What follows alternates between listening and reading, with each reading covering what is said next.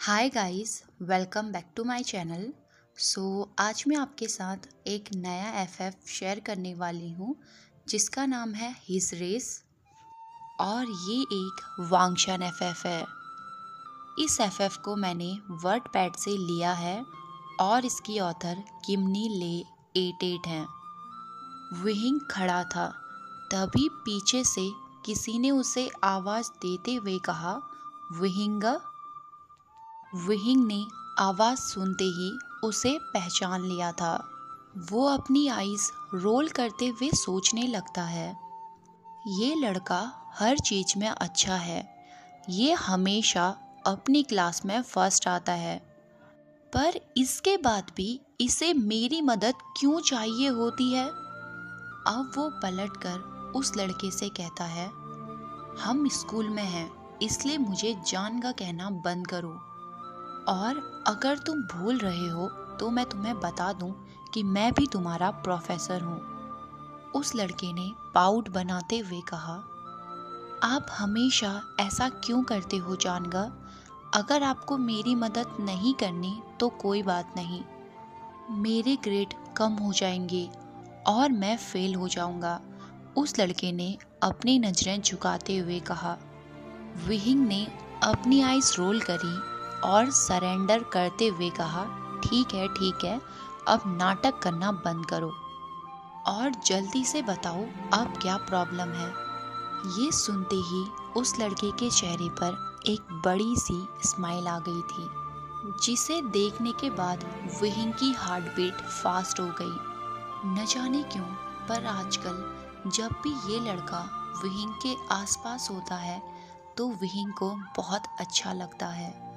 वो और विहिंग तब से दोस्त हैं जब वो लड़का 6 साल का था और विहिंग 12 साल का।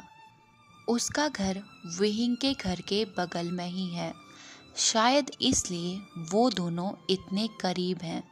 हालांकि उन दोनों के बीच में उम्र का काफ़ी अंतर है, लेकिन इसके बाद भी वो दोनों बहुत अच्छे दोस्त हैं। जब भी इस लड़के की मॉम बिजनेस ट्रिप पे जाती थी तो वो हमेशा उसकी देखभाल विहिंग से करने को कहती थी। विहिंग ने इसे बड़ा होते हुए देखा है।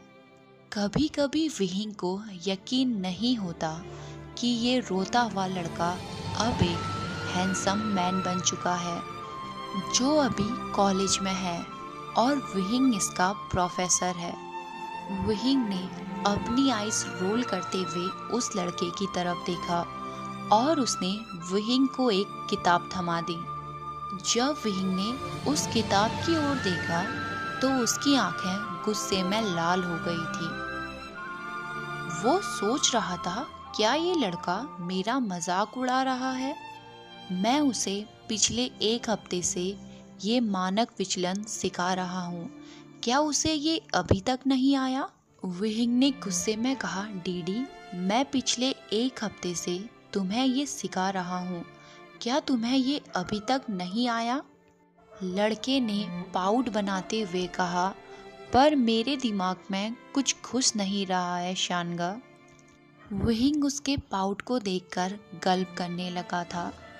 वो गॉड से प्रे कर रहा था, ओ गॉड, मैं इस क्यूटनेस का क्या करूं जो मुझसे अब हैंडल नहीं हो रही।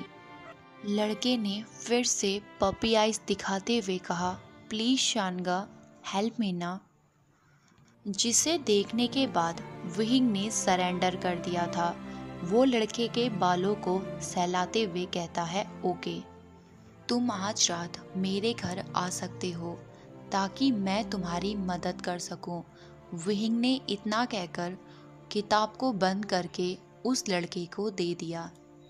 लड़के ने एक छोटे बच्चे की तरह नोट किया और जाने के लिए मुड़ गया। तभी विहिंग उससे कहता है, आंटी को बताकर आना कि तुम हमारे घर आ रहे हो, नहीं तो उन्हें चिंता होगी। लड़के ने पाउट बनाते हुए कहा, ऐसा तो नहीं है कि मैं भाग रहा हूँ। वो जानती हैं कि अगर मैं अपने कमरे में नहीं हूँ तो इसका साफ मतलब है कि मैं आपके साथ आपके घर में हूँ। विहिंग ने उसके सर में मारते हुए कहा, इडियट, जो भी हो तुम्हें अपनी मॉम को बताकर आना है कि तुम हमारे घर में आ रहे हो। लड़के ने अपने सर को सहलाते हुए कहा, ठीक है, मैं बता दूंगा, रात को मिलते हैं शानगा। इतना कहकर वो विहिंग को गुड बाय कहता है और वहाँ से चला जाता है। अब कुछ घंटों बाद वांगची की क्लासेस फिनिश हो गई थी और वो विहिंग का वेट कर रहा था। विहिंग अभी भी कॉलेज में था। वो जल्दी अपने सामान को पकड़ता है और भागते हुए अपनी घर की ओर जाने लगता है, क्योंकि उसे पता था अगर वांगची ने उसका ज़्यादा वेट किया तो वो फिर से अपना पाउटी फेस बनाकर उसे टॉर्चर करने लगेगा। घर पहुंचने के बाद विहिंग जैसे गेट खोलता है, वांगजी उनके घर के दरवाजे के बाहर टेबल में बैठा हुआ था। विहिंग उसके पास जाकर कहता है, डीडी, तुमने बेल क्यों नहीं बजाई? तुम जानते हो ना मॉम अंदर ही हैं। वांगजी ने गीगल करते हुए कहा, मैं आपके साथ अंदर जाना चाहता था शानगा। उसका हंसता हुआ चेहरा देखकर विहिंग की हार्ट बीट फिर से फास्ट हो गई थी। सडनली उसके पेट में हजारों बटरफ्लाइज उड़ने लगी थी। ये फीलिंग विहिंग के लिए अलग थी, इसलिए वो इन्हें इग्नोर करके दरवाजे को खोलता है और वो और वांगजी अंदर जाते हैं। अंदर पहुंचते ही वांगजी ने चिल्लाते हुए कहा, आंटी, मैं शानगा के कमरे में जा रहा हूँ क्योंकि वो मुझे आज ट्यूशन देने वाले हैं। इतना कहकर वांगजी सीढ़ियों में दौड़ते हुए ऊपर की ओर चला गया। विहिंग की मॉम किचन से चिल्लाते हुए कहती है, ठीक है, आराम से जाना और सीढ़ियों में दौड़ना मत। वांगजी विहिंग के घर को अपना दूसरा घर मानता है। विहिंग ने अपना जूता खोला और वो अपनी माँ से मिलने किचन में चला गया। विहिंग को देखकर उसकी माँ सब्जी काटते हुए कहती है, ओह, तो तुम भी यहाँ हो? मुझे लगा कि तुम वांगजी के बाद आओगे। विहिंग कुर्सी में बैठते हुए कहता है, वो मेरा बाहर इंतजार कर रहा था।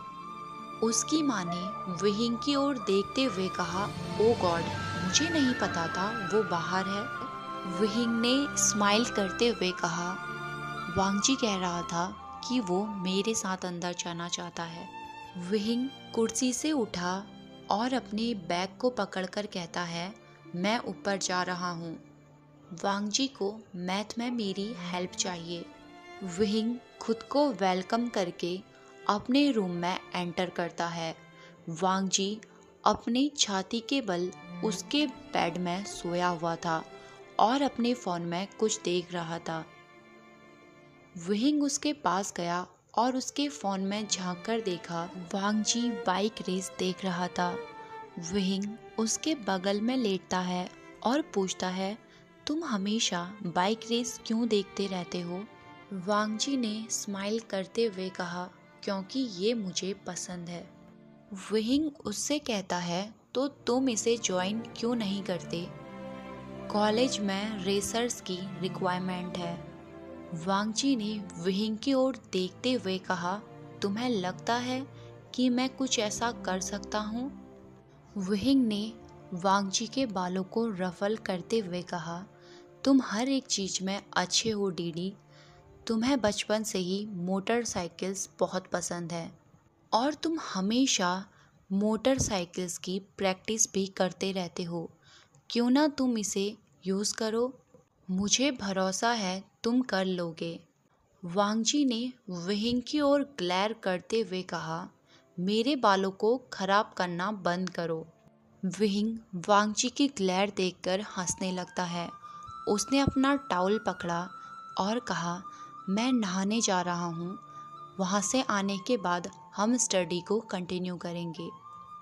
और एक और बात, मुझे लगता है तुम्हें मोटरसाइकिल रेस के बारे में सोचना चाहिए। इतना कहकर विहिंग शावर लेने चला गया।